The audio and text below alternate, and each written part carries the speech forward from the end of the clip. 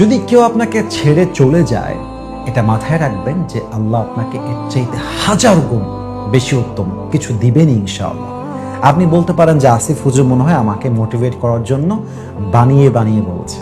আসিফ হুজুর হয়তো বা আমাকে একটু ফিরায় নিয়ে আসতে চায়, তাই আশ্বস্ত করার জন্য কিছু কথা বানিয়ে বানিয়ে বলার ট্রাই করছে। নো, আমি আপনাকে রেফারেন্স দিচ্ছি।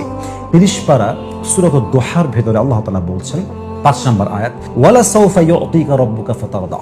If you have lost something in your life, what an amazing ayah it is. If you have lost something in your life, never lose hope, never be frustrated. Just put your trust on your Lord. কিছু হারিয়ে গেছে, হতাশ হও না, আল্লাহর উপরে just ভরসা রাখো। আল্লাহ বলছে, in future I will give you something better than that. I will give you something that will definitely make yourself happy.